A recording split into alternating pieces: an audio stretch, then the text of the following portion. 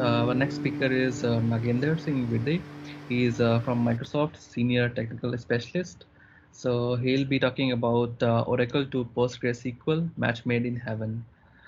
Yeah, it's a really nice topic. So By the way, thank you everyone for joining us every 2 weeks on these data sessions. I can see some of the names are very familiar, so you've been with us for the past few episodes. So thank you very much for joining the sessions. If you have any feedback or any questions, feel free to drop them now while we're waiting for Najinder to start. Hey guys, I'm ready actually to start, but let me know. Yeah. There you then I think yeah, maybe you can start. Let me stop sharing my screen. Yeah. Okay, I will start by sharing my screen.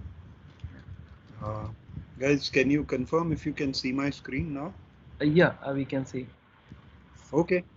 So today what I will be discussing about is how do you migrate from Oracle to Postgre, and why is it said that it is a match made in heaven, right? So essentially, if you look at a lot of market study, a lot of people are actually right now saying that PostgreSQL is a very good match in terms of compatibility with Oracle. So we'll look at some of the stuff there, and also we'll look at what are the tool sets available that can help you migrate that. And then I will also talk about what are the Azure benefits that you can leverage with running PostgreSQL as a managed service on the Azure cloud, right? So a small introduction about me. I'm a technical specialist at Microsoft. From my personal interest perspective, I do a lot of coding in various different languages. So yeah, and I'm kind of confused as to which is my which is my favorite language as such, right? So I started with C Sharp, then went into Python, and then all the other things like T-SQL and PL/SQL and all that. So it's a kind of confusion. I can't say I'm specialist in one of the language for that matter. This is my GitHub link and my LinkedIn link. So in case if you want to connect with me, do send me a request there, and we can connect on various social platforms as well. Okay, so first we'll start with as to what are the triggers for a particular person who's looking to migrate, right? First and foremost, what are those triggers which eventually make people migrate from Oracle in this case, right? So we are discussing about Oracle. So essentially, based on my experience with working with some of the customers where we have migrated them from Oracle, we see that they are looking at multiple dimensions here. One of the dimension being cost, which is comprising of either they are trying to exit the data center. It could be a co-located data center or their own data center where they are paying a huge sum just to maintain that data center. They are trying to exit the data center, and meanwhile, while going to the public cloud, suddenly you have a lot of options that you can migrate to, right? So obviously, cost being one of the biggest factor influencing this kind of migration. Data center license cost, these are one of the top two driving factors of what people what is driving the people to migrate off Oracle to a more I would say manageable platform, right? Other than that, the other factors that we look at or we see with the customers is also the manageability part, right? So let's say in your present data center, if you are running through virtualization, right, and you are already running at the upper bound of your resources limit, you are pretty much limited from the perspective of being able to elastically scale your resources based on the based on the seasonality or workload that you experience, right? Usually, we have seen out of the 100 Oracle customers, 80% of them are over provisioned in terms of hardware, in terms of licenses, and the simple reason being they always want to be at the max capacity because data centers usually are not elastic in nature, right? So they always aim for the 90 percentile for that matter in terms of resource consumption. And even if that 90 percentile spike are once in a year or twice in a year, they still have to provision for that kind of hardware or resource limits, right?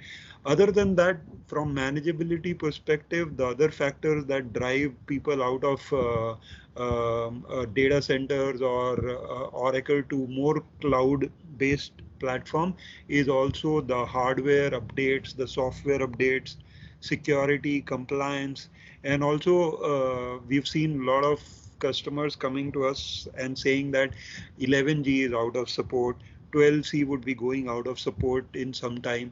So they are looking at options to migrate to.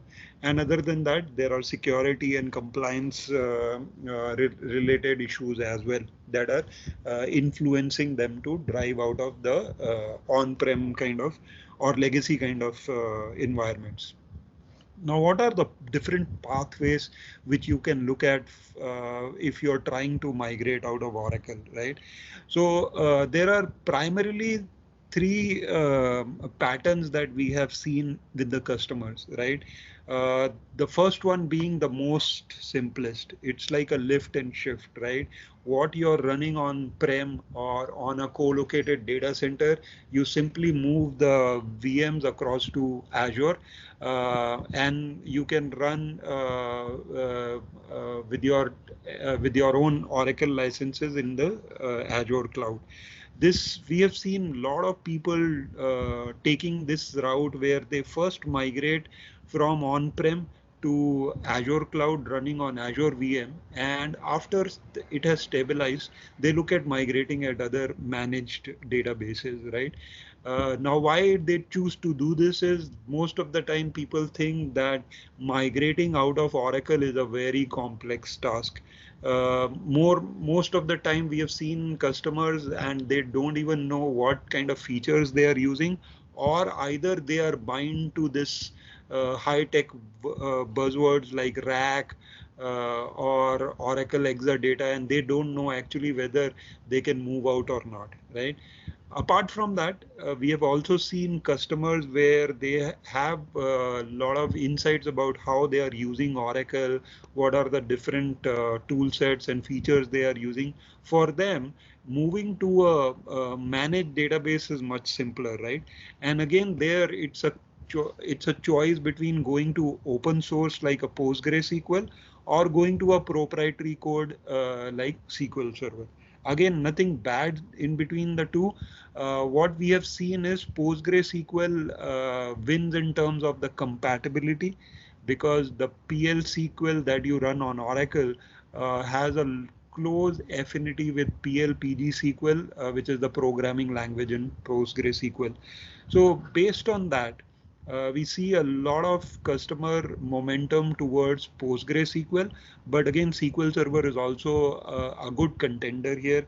And there may be scenarios where, let's say, a customer is using a Oracle database on a vendor provided application or commercial off-the-shelf kind of application, which have been certified by the vendor to run on on SQL and not on Postgre, right? So those are contenders which go towards SQL for that matter.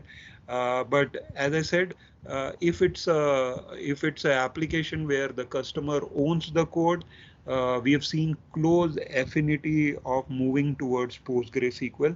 And why is that? We will come to that discussion in the next slide, right?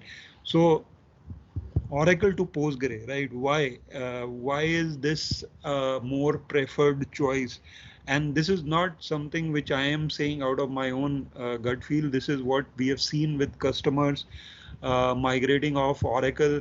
uh, when they did a assessment with SQL Server versus PostgreSQL, there were few factors which made them lean towards Postgre, right? Obviously, there are things that can be done on SQL which cannot be done on Postgre, vice versa.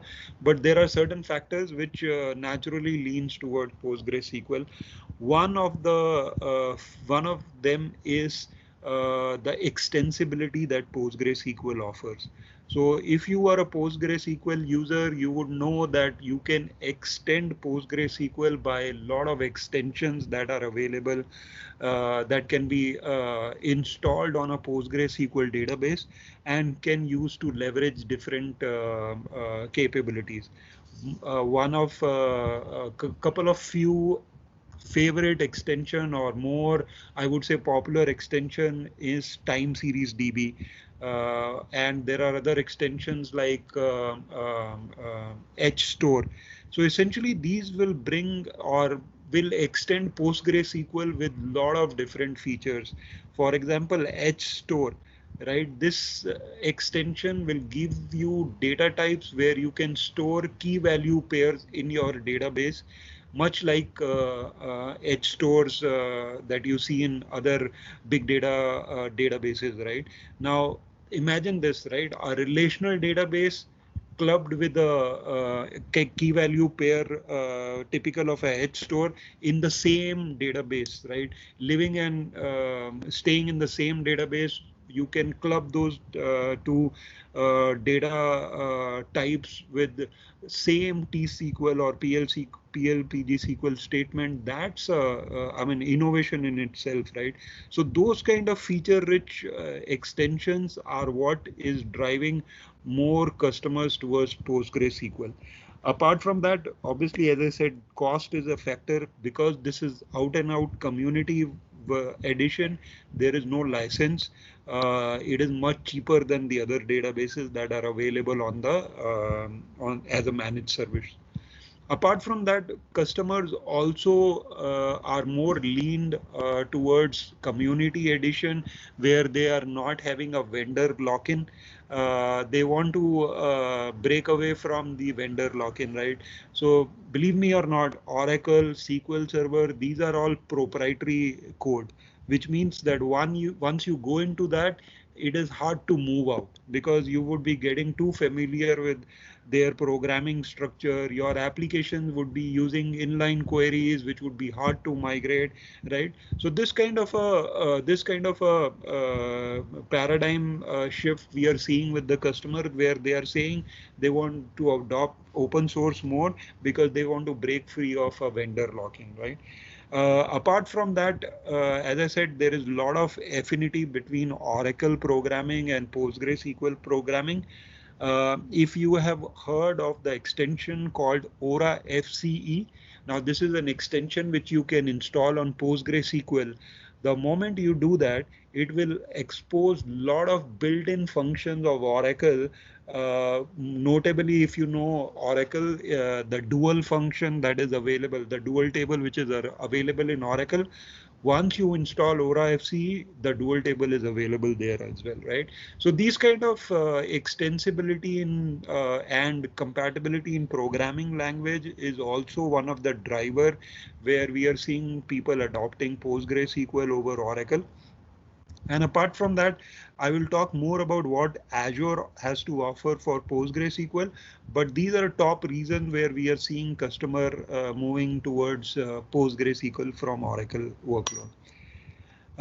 Now, this is very, I would say, a very subjective slide.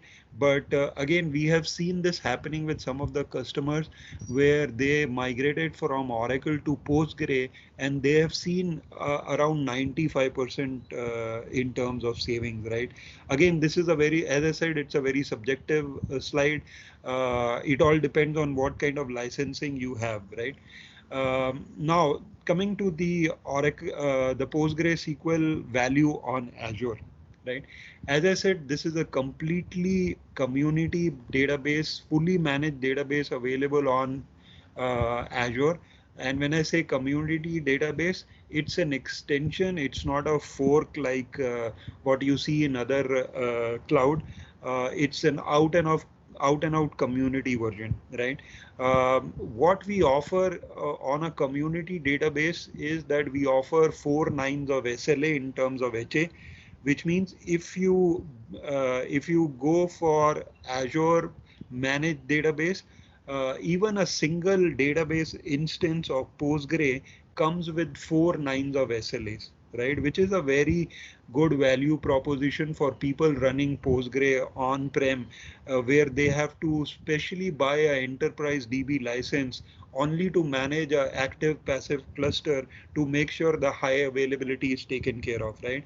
Because out of the box, PostgreSQL Community Edition does not give you a HA capability. You have to literally build your own enterprise clusters and then look for some enterprise license like Enterprise DB offers to make sure that the HA is managed.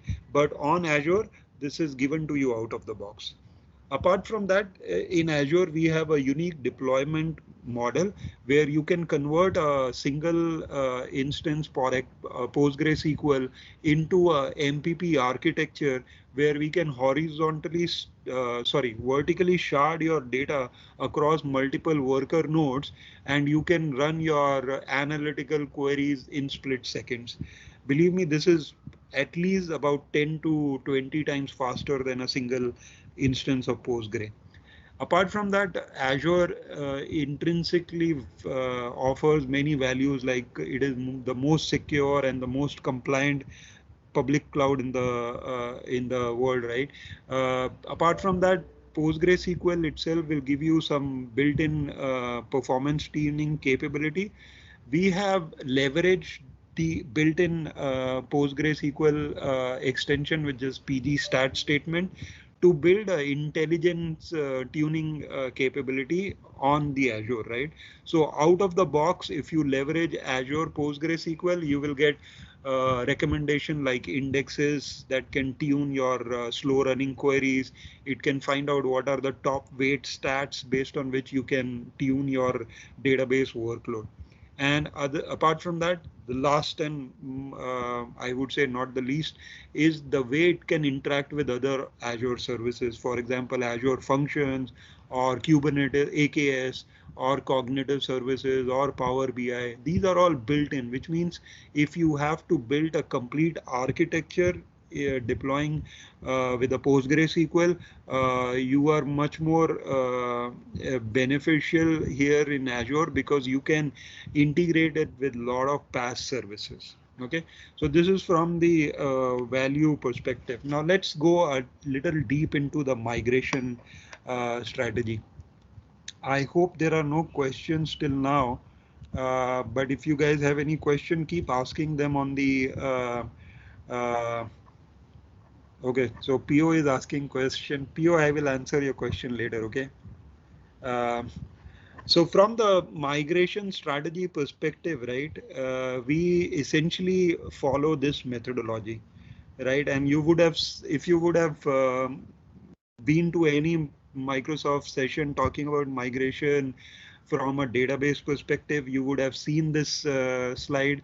But this is actually the holy grail of migration for Microsoft, right? Whenever we are migrating, we follow this 3 major step, wherein there is a pre-migration done, where essentially what we do is we do the inventory of all your database assets. We identify what application stack you are running on. If there are any in databases which we figure out is hard to migrate because of maybe older version or no supportability or things like that, then we can possibly assess those workload, fix for any recommendations. The assessment might go a level deeper to find out what are the issues and then mitigate those issues or any blockers for the migration. And essentially after that, we look at converting your source schema to the target platform. Now, again, the discovery and the assessment phase is very important because this will define what your target database could be. right? And again, if you remember in the previous slide when I talked about the different pathways out of Oracle, one of the defining factors of which database you could choose is also your application stack, right? So let's say if your application is running with a .NET framework, with typical entity framework kind of ORM, right? It is a natural fit for SQL Server because you would be able to leverage a lot of features that the SQL driver, which we call as the SQL native access snack, right, which provides those kind of things. Essentially, you would be able to leverage that. But let's say if your framework is Hibernate, you're using ORM, Hibernate ORM with Java as your language, that would be a typical fit for a PostgreSQL, right? So that kind of assessment will actually let you know what is the best target platform that you can migrate to. Now, once the pre-migration is done, the assessment is done, we identify what is the schema like and what are the different fixes that you have to do in terms of making sure that the schema is compatible with the target. Then after that, we do what is called as the migration of the actual objects and the schemas and the data, right? So we migrate the data out of your Oracle database to the target system. We migrate the schema objects. A lot of validations would be done here to make sure that the data is validated and correct at the source as well as at the target.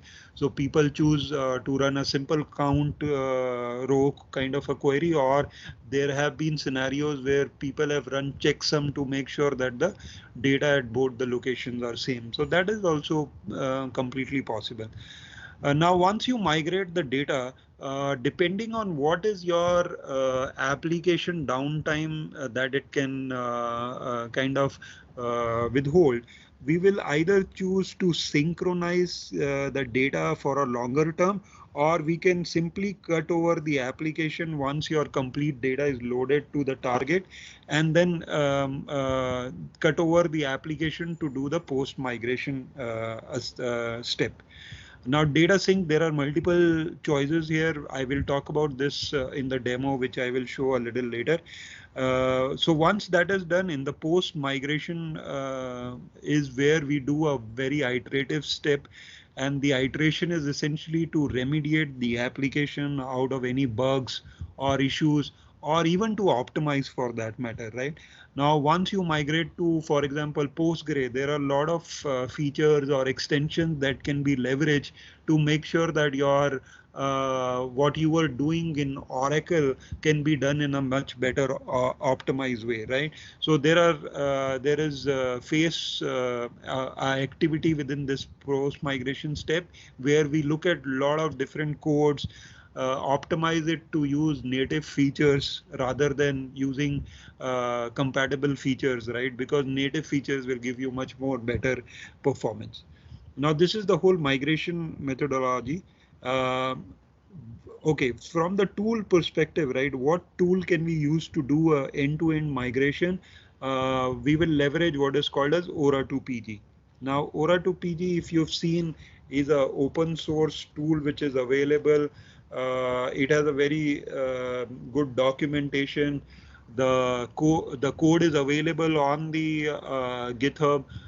You can in fact download the code, even give a lot of if you find any way in which you can contribute to better the code, please do so. And apart from that, you can even kind of interact with the contributors by opening issues or bugs or learn from them, right? So Ora2PG is a common tool which is used for doing end-to-end assessment as well as migration. What Ora2PG will do is it will essentially read your Oracle catalog and create an equivalent PostgreSQL object. So in terms of tables, views, sequences, indexes, all that can be migrated automatically with the help of Ora2PG. Although there are certain consideration which you will have to do, and believe me, the assessment that Ora2 PG will do will give you a good view in terms of what are the complexities that you will have to look for when you're trying to migrate from Oracle to Postgre. Other than that, Azure DMS is another data migration option, but right now Azure DMS only supports the migration of table schema and not the programming objects like functions or views and all that, right? So you have to keep this in mind. Ora2 PG will also provide you, as I said, assessment report where it will give you a lot of different recommendations, right? And it has a lot of supports for even things like PostGIS, the spatial data type in Oracle, right? You can migrate it to, it can automatically migrate it to PostGIS extension in PostgreSQL also. So what I will do is we will use this Ora2 PG to run an assessment on an Oracle database and then see how we can migrate it to the PostgreSQL. That would be for the demo that I would be doing. And in the demo, we'll look at a scenario where we will try to migrate an Oracle database to Postgre in an online fashion. And when I say online, we will leverage the archive log capability of Oracle to stream the changes from Oracle into PostgreSQL and make sure that we can run both the systems parallel until the delta changes are available on Postgre, right? So we will be looking at this particular pathway, as well as we can look at this pathway as well, right? So with Ora2 PG, what we will do is we will look at initial assessment, identify the target data source based on the assessment, do a schema code conversion, do the data migration using DMS or using natively, right? DMS I will talk about a little later, but let's say if you have to do a offline kind of a migration, right? So Ora2 PG can be used to export the data into a flat file as well, and then use Ora2 PG to again import it back to PostgreSQL also, right? Or else you can simply take a CSV dump of your Oracle data and migrate it into Postgre. That is also possible. Or else if the data is not huge, you can use the in-memory export capability of Ora2 PG. But I would give you some hints here. This is not a very, I would say, if you have a lot of blob columns in your Oracle database, large object kind of objects, data types in your Oracle database, this can be really slow. So always try to make sure that you're using the right tool for the migration. This is where probably DMS can help you, right? So what is DMS? So DMS is actually a Azure data migration service where you can migrate off your on-prem or other cloud databases seamless to any of the targets, right? So it gives you capability of migrating to heterogeneous environments also. So you can take a Oracle database, migrate it to a SQL or MySQL or Postgre or Postgre Hyperscale as well, or it can be any other database, right? You can also migrate SQL Server to a heterogeneous environment or MySQL, right? Now DMS has the unique capability where it can work on internet, it can work on express route, or you can even create a site-to-site VPN between the two cloud or on-prem versus Azure, and then migrate the data across to Azure databases. So for demo, what I will do is we will use first the Ora2 PG to assess the Oracle database and export the schema and import it into PostgreSQL. And then we will try to use DMS to migrate this data from Oracle to PostgreSQL in a online kind of a fashion. So for my DMS demo architecture, what I have done is I have created two VNets in my Azure subscription. One VNet is where my database is hosted, the Oracle database, and another VNet is where I have data migration service hosted. right?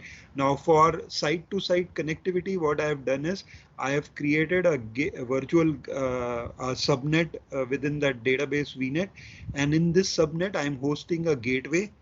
And similarly in the DMS VNet, I have again created another subnet where I've created a gateway, VPN gateway, and connected them using iKey site-to-site VPN tunnel, right? And in my database VNet, I have also installed Aura2PG in the same VM, but ideally this could have been a separate VM also. But just to save cost, I have installed Aura2PG in the same database VM, right? So this is the architecture that I have. Now let's look at how I have implemented this on my Azure subscription. So this is my Azure subscription, and also I will share some URLs that you can go through. For example, this is complete documentation of what Aura2PG looks like, how what are the different options, how can you configure in different types and all that. And you can follow this tutorial which I have followed, in fact, to make sure this migration works. Although I have encountered some issue, let's hope that in this session my demo works, right? So we will always keep our fingers crossed. So I will share these URLs with you guys so that you can look at these um, links and learn from it, right? So coming back to my demo architecture, right? So let me explain this a bit. So as I said, I have a resource group called Migration Resource Group, within which I have created a VNet called Migration VNet. The address space there is right from 10.0.0.0 to up to 16, which means I get these many address ranges. Within that, as I said, I have created two subnets. One is the default subnet where my database VMs are hosted. Another is a gateway subnet where I have installed the VPN gateway. Okay, I will talk about the VPN gateway a little later. So this is my migration VNet.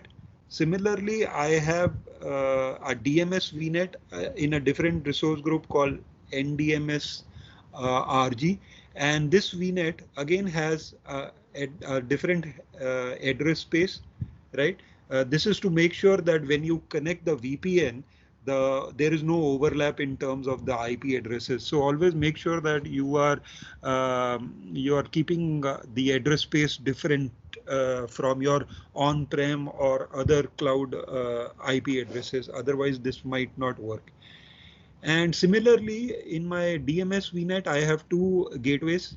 One is the default gateway where my DMS instance is installed.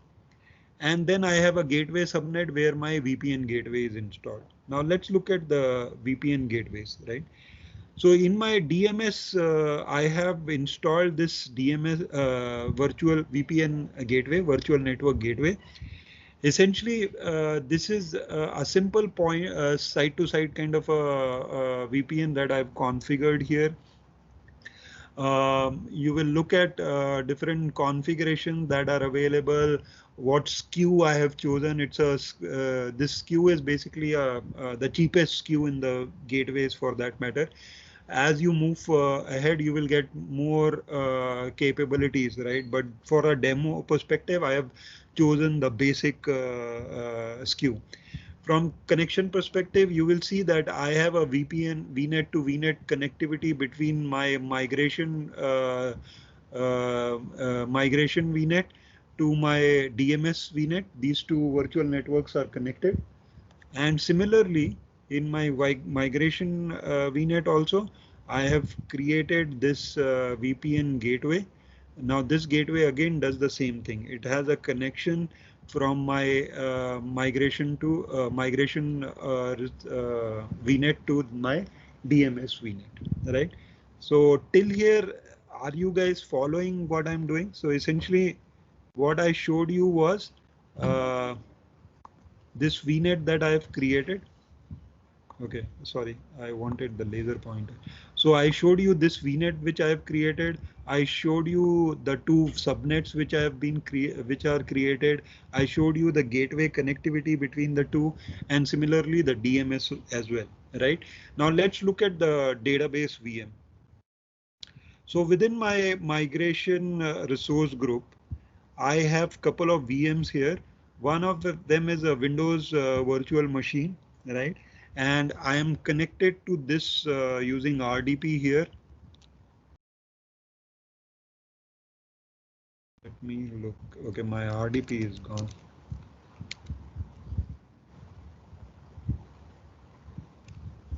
Oh, okay. This is because I have a auto shutdown at 8 o'clock. Okay, sorry. Yeah, in demo environments, you have to really save cost. So by the time the VM starts up, are there any questions, anything? So I see some question here by PO. Number one common reason for migrating out of Oracle licensing cost is, so I'm not sure, PO, are you asking me a question or telling me No. I'm just sharing to everyone. Sure, sure. So I think, yeah, I think PO is right in some way.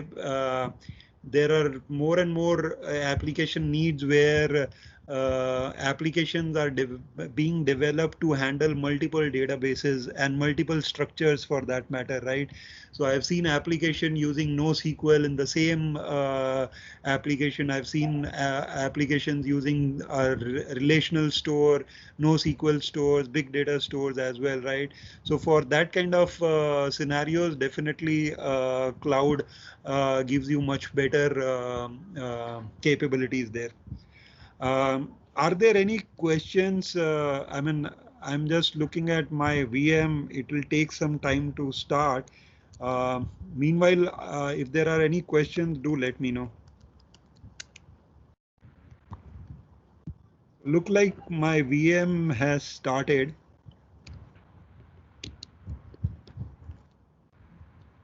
I hear some noise. Is there any question?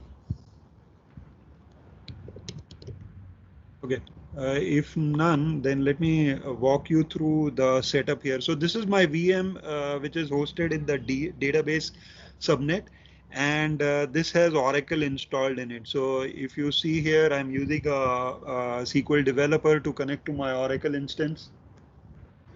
Uh, I'm sorry, guys, I did not check the.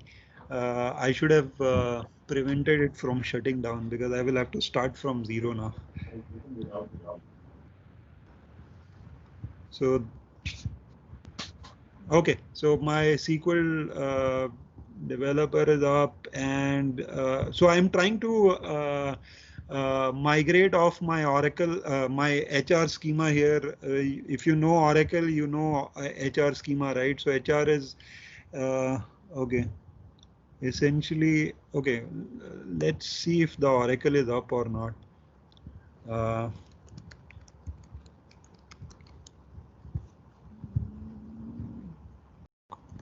I believe it is up, but let's see this. Okay. Uh,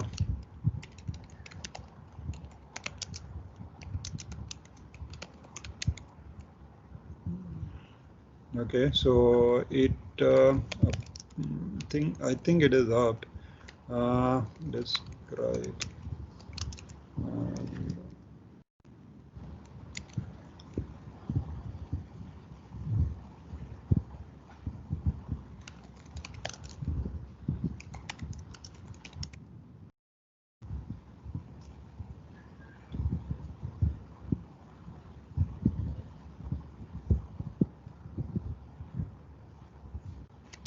or this should also, because this is a new version, right? So this should also, okay. Okay, so I'm using the container database, right? So this view will tell me, okay, so as of now, I think my database is not up. So let me up the database first.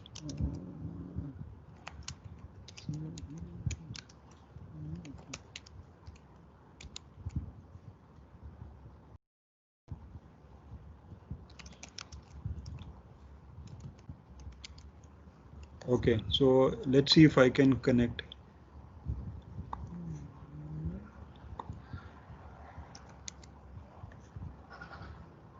Okay, looks like it is opening up. Yeah, so okay, I think because my VM was shut down, the pluggable databases essentially whenever Oracle starts, they are not opened, right? They are in mounted state only. So, okay, anyways, so we have the database here. And I am taking the HR as a sample schema to migrate off. You will see the different tables, the views that are available for us. Then there are procedures. I don't think there are packages installed here, but then there are indexes and all these things that are available, right? So what we will do is we will now this is my Oracle database, and in the same server I have Ora 2 PG also installed, right? So if you remember what I talked about Ora 2 PG, basically this is a lightweight installer. Lot of details are given on the installation and all that. There is even a PowerShell script which can do all the steps for you. So if you're looking at installing this and if you're facing any problem, just ping me and I can help you in that, right?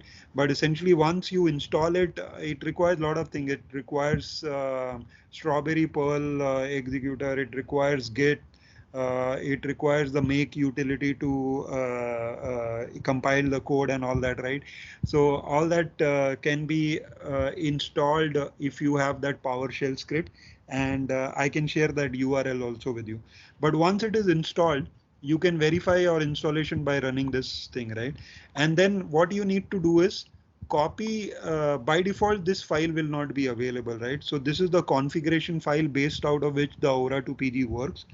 Now what you can do is you can copy this file because this is your sample configuration file, and once you have copied that, rename it to ora2pg.conf, right? And make all these changes, right? So primarily what you need for changes is mostly for this four things, right? So you need to provide a Oracle home so that it can leverage the Oracle drivers, the client drivers. Because I'm using the same machine, I can leverage the Oracle drivers which are installed along with the database. But let's say if it was a separate machine, you would need to download the client driver, Oracle client drivers, and provide the Oracle home path here, right, where you've installed the drivers. Then you need to provide the Oracle DSN and the username password that you want to connect it with, right? Now since I'm using TNS names, TNS connectivity, I can simply provide my Oracle service name here, and that's it, right? If let's say you were using Easy Connect or naming other naming conventions, then you would have to provide complete string like data source, like the local host, the port number, and what is the service name, right? Now because I am using, you will see I'm using the TNS naming convention. I've already created a service name for this service, and that's how I'm connecting my Oracle to my Oracle, right? And then I provided a username password. The other things which you need to take care of when you are doing your initial assessment is you need to make sure you mention what schema you want to migrate, right? Now Ora 2 PG by default will give you capabilities where you can look for the different schemas that are available in the database. But it always is good to make sure that you pinpoint which is your application schema that you want to migrate, right? And then there are other factors that or other parameters that you can tune. One of the important one that I have seen is where you can define what type of objects you want to assess, right? Whether you want the comments to be available with the table definition or not, and then there is one where you define the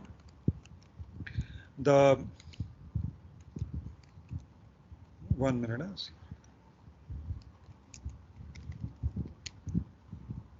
So this is where you define the transaction level of data export. Now this is very important, right? Essentially for demo, I'm using read-only transaction capability, but for a production move where you want to make sure that you only take consistent data, you need to at least go for serializable or read committed isolation level, right? This will make sure that you're not doing any dirty reads, because if you don't do this in a production database where you see a lot of workload or transactions happening, anything other than the serializable and read committed can give you strange behavior, right? So these are some of the parameters that you need to be aware of. Now, once you've made these changes in the Oracle configuration file, next thing what we will do is we will test for the connectivity. So we will, Oracle PG gives you this type where you can say show underscore version, and this will actually connect to the Oracle database and show what version it is running, right? So this kind of gives you one confidence that, okay, you can connect to the Oracle database. Because believe me, 99% of the time when you're running this, you will face challenge in the Oracle installation, Oracle driver, and the connectivity, right? So please make sure that the some of the points that I listed are followed, right? For example, the naming convention. Also look at the listener, whether the listener is up or not. So those kind of things can definitely help in the initial assessment. Now, once that is done, right, what you can go ahead and do is look for what are the different schemas that are available, right? So there is a switch which shows what are the schemas that are available in your Oracle database. Then you can run something like this: show me all the tables that are there in the Oracle schema, right? Sorry, I think, right.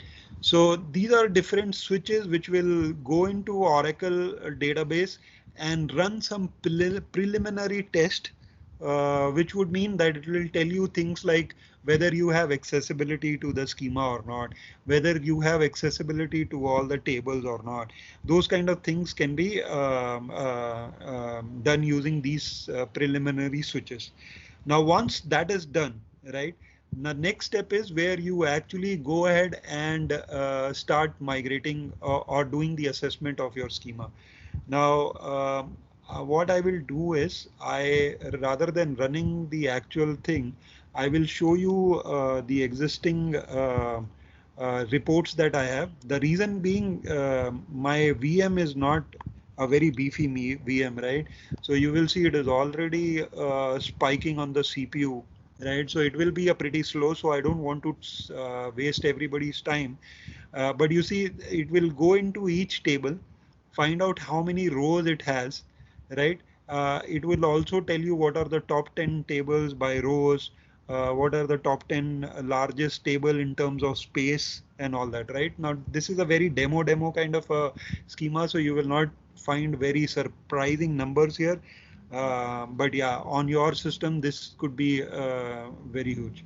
So so the next command is to run this, right? So this essentially will run through your Oracle database and show you a report which will tell you what are the different objects it has identified and what is the capability of Ora2 PG to convert them into the target of PostgreSQL database, right?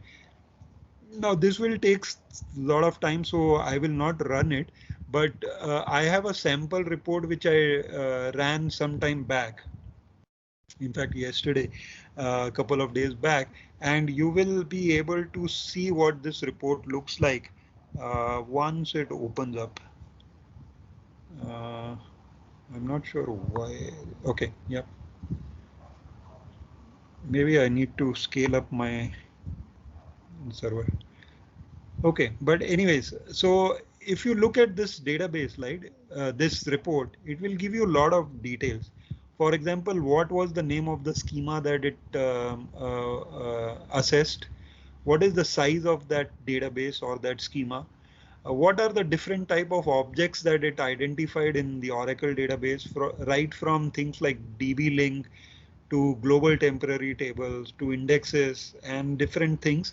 It will look at each and every object, find out how many numbers of objects are there and whether they are valid or invalid at the source, and also provide you a comment as to what could be the target structure for that particular object, right?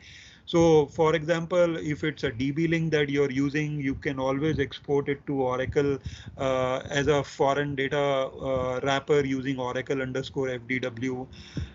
If it is a global temporary table, by default Postgre does not support it, but you can rewrite some of the application to match the temporary table behavior of PostgreSQL, or you can use things like unlock table in PostgreSQL, right? And it identified 19 indexes. 11 out of them have some concern in terms of the export because they are B-tree indexes with some, I would say there could be some special consideration which we will have to give. It also looks at how many jobs you have, how many procedures you have, how many sequences, and then gives you the relevant structure in Postgre, and then the other objects, right? What essentially it will come up is, right now I have not run a very detailed analysis, but if you have any invalid or any unsupported type, you will also see another report here, part of the report, which will tell you what are the remediation factors for that, right? Typically, you will see things like where a particular view uses some kind of a Oracle functionality like DBMS underscore views to do some special things, right? Those kind of views can be listed here. Those kind of programming constructs can be listed here, and it will also tell you what are the remediation factors that you can choose. Now, once your assessment is done, you've looked at the schema, you feel confident that this can be migrated to Postgre. The next step to do is run these commands, right? Now, by default, Ora2 PG will export only one type of object at one time, right? So you will have to override, either you can make changes in the configuration file, or you can mention here what type of object you want to export, and then say, okay, export it as a table.sql, right? So what this will do is Ora2 PG will go into the Oracle database, find out all the table structures, and export it as a SQL statement, which is PostgreSQL specific, and it will automatically convert all the structures, all the data types to the relevant PostgreSQL instance, right? So if you look here, I've already taken the dump. Now you will see it automatically converted all the table types, all the data types to PostgreSQL equivalent, right? I did not disable the comments. That's why you will see the comments also are passed on here. Also, all the primary keys and all that are written in Postgre native PG SQL, right? So similarly, you have to run it against all the different type of objects. For example, procedures, right?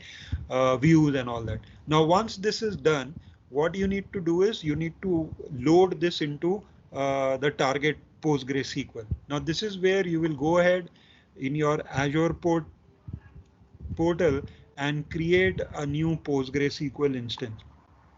Now I have already done that, but I can show you what it looks like. So in my PostgreSQL resource group, let's say I want to create a Postgre here. I can click on add. I can say PostgreSQL. select the Azure database for Postgre, click on create. And as I said, there are two deployment models. One is hyperscale, which is the MPP architecture. Then there is a single server. So let's go ahead and create this one.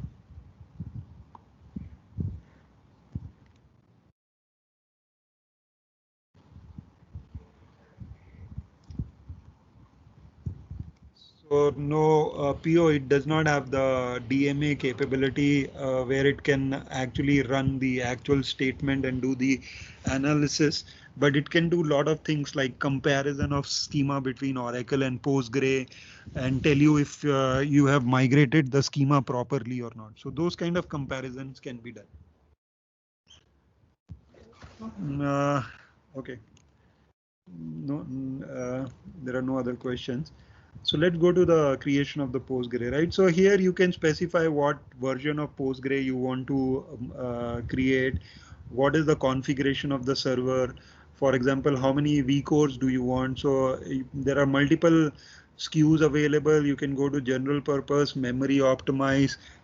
You can have multiple vCore CPU.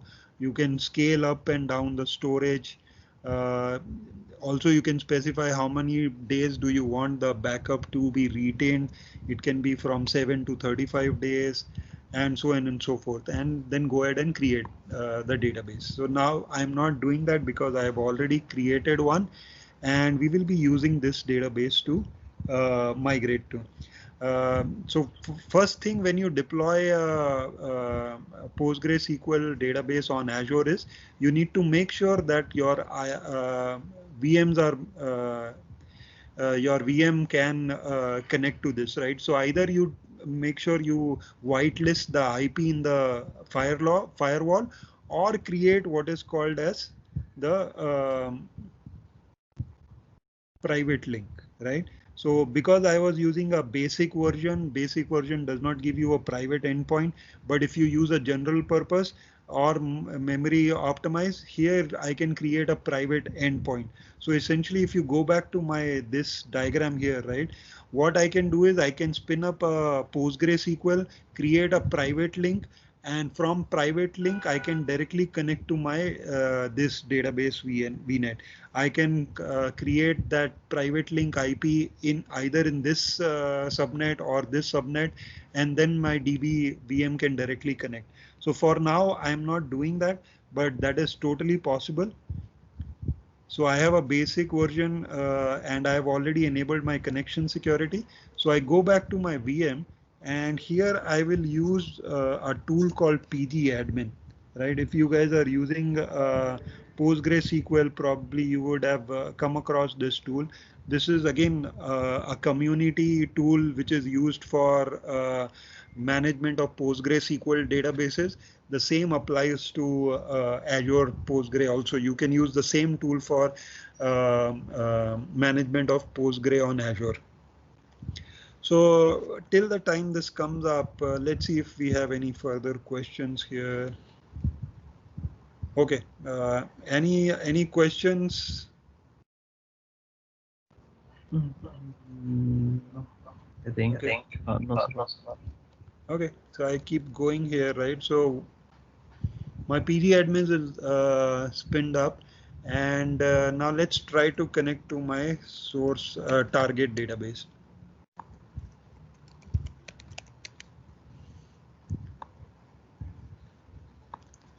So these are my different PostgreSQL, and you will see NPG SQL, which I created on Azure, and I can connect to it because I whitelisted the IP of my VM. Now, what we want to do is migrate this schema to PostgreSQL, right? What I will do is I will create an empty database here. Now, again, this could be depending on how you configure your application. You can create a Oracle database, any other database. Under that, you can have a schema called HR, and there you can migrate. But I would like to call this database as HR, right? Just to simplify things. So I create a database called HR. Once this is created, what we will do is we will go ahead and execute these queries to create our sample database, right? Meanwhile, if you see, my export has finished, and it will scan through all the table and do the export, right? So similarly, you will do it for the other objects like triggers, sequence, views, procedures, and whatever you identify in your report, right? So once this is done, I connect to my HR database. And right now you will see in the public schema there is no table that is there, right? So we will open a new query window here and pull out the table script and run it here, right? So you will see this schema which was created by PostgreSQL Aura to PG. Now it is supposed to be run through client CLI kind of tool like PSQL, right? But for now, what I'm doing is I'm just running it through this GUI. So all the PSQL related queries will have to be commented out. So you will see right now no table here. The moment I run this, if it runs successfully, your table would have been created. Okay, so if I refresh this, you will see that the tables have been created. Now similarly, I will run it for the other objects. For example, okay, now this is a catch, right? So if you're running 9.5, PostgreSQL 9.5 does not have the capability of creating procedures, and that is where you will see this error, right? So if I run this, you will see an error saying that create or replace procedure, syntax error. That is because Postgre 9.5 does not have the concept of procedures. Now closest match to this would be to convert it as a function, right? And there are some changes here that you would need to do. For example, functions always expect a return type, right? So you can always replace it by return void step and then run this. So what this will do is this will actually create a function.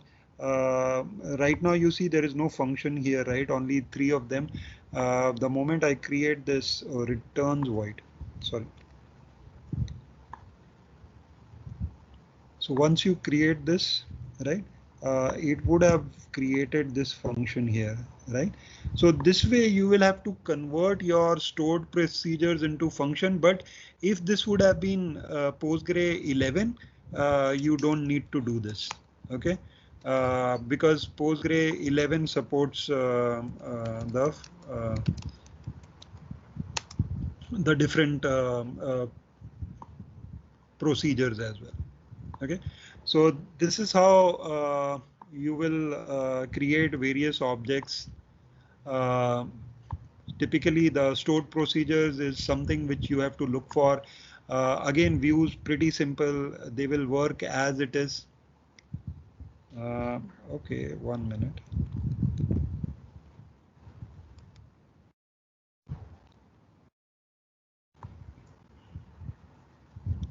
So views, again, it should run as it is, no issues here. I will just comment this out, and you will see the views should have been created by now. Right, so it was only one view that has been created. Similarly, you can create sequence and other objects as well.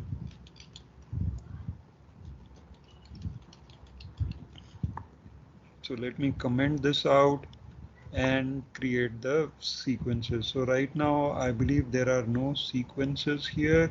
The moment we will create this, you will see the sequences also created here. Right, so this should give you some idea about how do you migrate the Oracle objects to PostgreSQL. So there is just one trigger here. Again, the same thing. We will run that code here and make sure that the trigger is created. There are actually two triggers here, right? So we will go ahead and create them. Okay, so the objects have been created. I have a sample skeleton schema that has all the objects that were exported from Oracle. The next thing is I can either use Oracle Ora to PG to run the in-memory transfer. If you go back to my slide, right, you could run the Ora to PG -t copy. Now copy is where it will dump the data, or else you can use this construct also. So I can say, okay, -t copy and dump it as an file as data.sql in the same directory.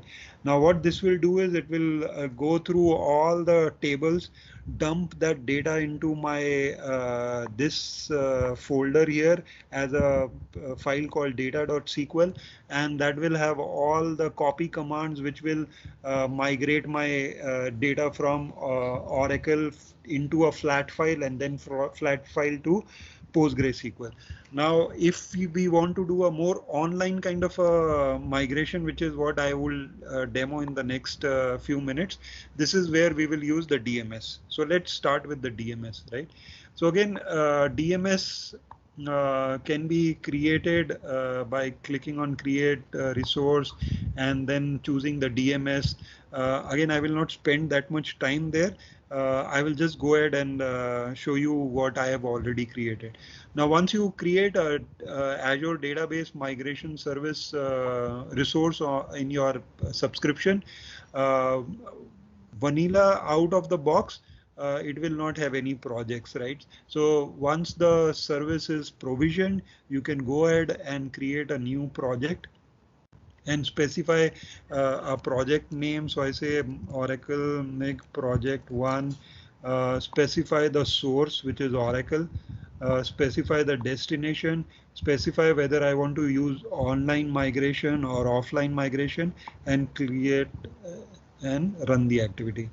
Now, by the time my table and all that is being migrated, let's see if we can also do this through the now there is a couple of things, right? Again, as I said, if you are leveraging the standard mode naming convention, easy connect naming convention, you can use standard mode, right? You just provide your source IP, provided the connectivity is there, or else use the connection string mode. Now here you can actually use the same TNS the connect string that you created in TNS, the same can be moved here, right? And just modify the host name. So if I am correct, my host name is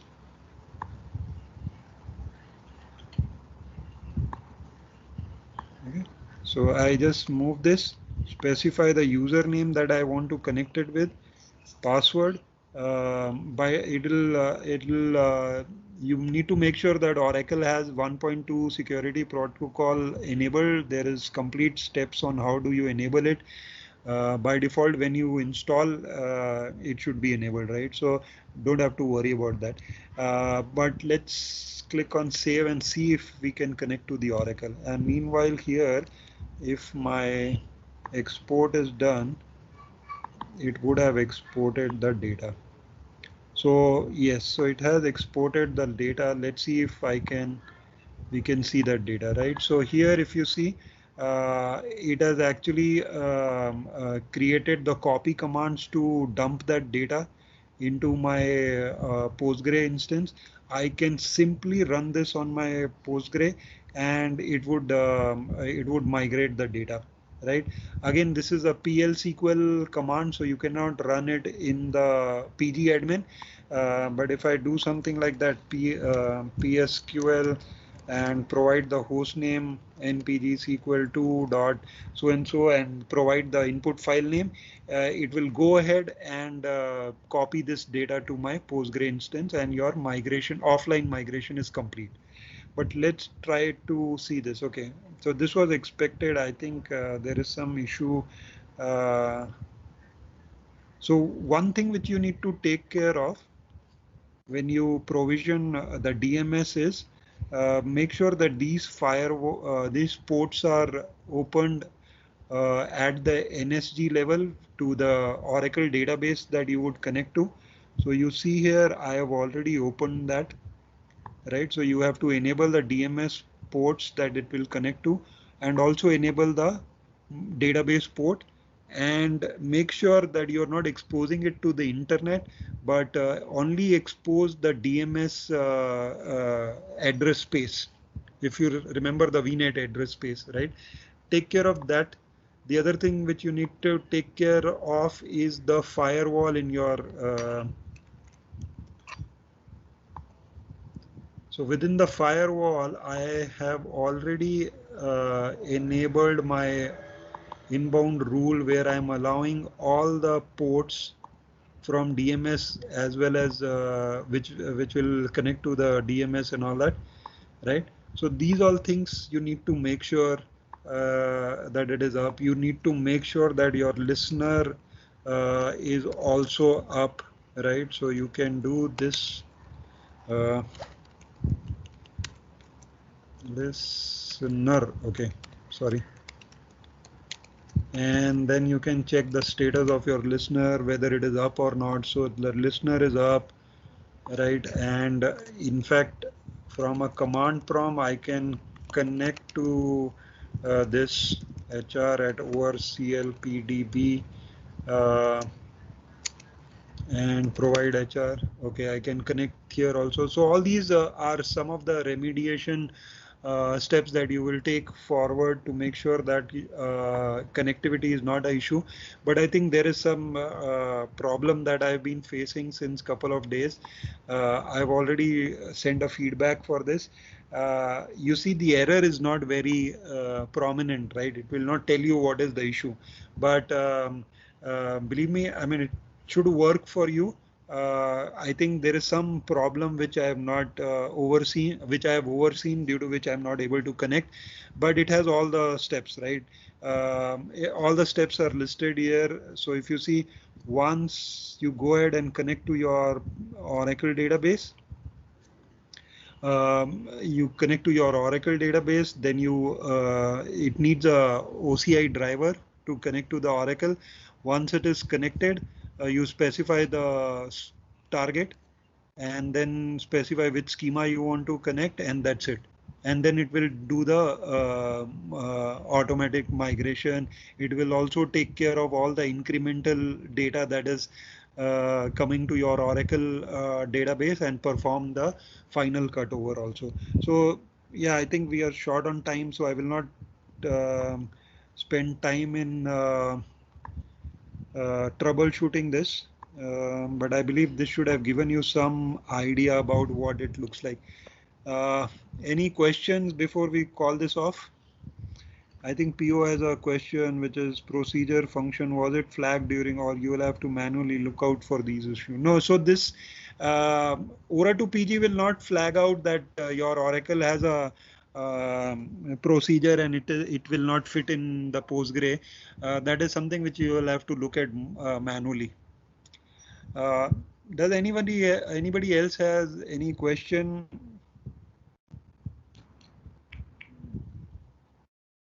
I believe there are some. Okay, there are around 12 participants. If you have not slept, if you have any questions, do ask me. Actually, it's a very interesting topic. Yeah. Sorry, Pio, I could not understand. You said. No, I was just saying that I wasn't sleeping. It's a very interesting. Okay, yeah, this is actually number one discussion that we are having with our customers right now, where they are looking to migrate off Oracle. And that's why I thought this would be an interesting session for the community as well. Okay, if there are no questions, I think we can call it off. I have one question. Yes. If there is data is like petabyte or terabyte. So how, I mean, is there any limitations for migration, kind of migration? Actually, no. We have used DMS to migrate around 3 TB, 6 TB, even 8 TB of data, right? That there we were looking at offline, so we used Azure Data Factory, but DMS inherently does not have any limitation. Just that by default, the VM that DMS creates, right? DMS creates a VM, right? This VM will have by default storage of only 2 TB, right? So wherever you see that the initial dump of the database, the snapshot of Oracle will be more than that, make sure you raise a support request and ask the support team to increase the size of your VM disk to that much, whatever you are anticipating, right? Yeah. Okay. So that is an important thing. And then, I mean, other than that, DMS does not have any limitation. Yeah, there are some limitation. Okay, sorry, I did not mention it. Your Oracle database needs to be in archive log mode. That is some because it works on the archive log data, right? So it takes changes from there. So it has to be in archive log mode. And there is a cookbook which is available. Just go through this and this will tell you what are the different gotchas typically that you have to look for in this kind of migration. So this has a lot of high level approach as well as what are the each step that you have to take, and some of the recommendations also are listed here. Sure. So I believe that should give you some good idea. Okay, thank you. Thank you so much, sir. Sir, I have a question. Yes, sir. These DMS service or the Aura to PG, do they handle the mismatch in the data types if there is any? Yes, yes. So that is a very good question. Actually, when you are creating the schema, right, Aura to PG has a lot of switches. So here you can in fact tell them that particular data type should be replaced by another data type when you are doing the migration. Typically, we have seen, for example, Oracle uses numeric with certain precision, right? If you want to have Postgre with a different precision or different data type altogether, you want to migrate it to BigInt for that matter, right? You can mention that here, or you can mention it in the configuration file also, and it will handle those data type conversions as well. And lot of other things are mentioned here. For example, things like encoding, right? For example, things like how many parallel Oracle tables to load, and then it has different switches to influence the different export type and all that as well. So go through this documentation. It has hell lot of information. Yep. Thank you. Okay. Any other questions?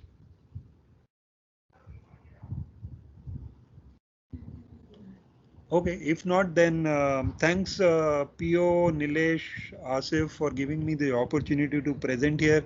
Yes. I hope the session was useful. Do leave us any feedback and to improve definitely.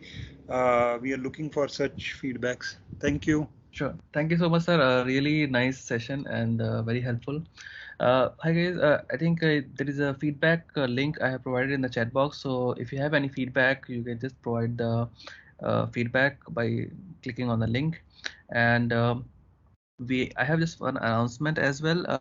By next week, we have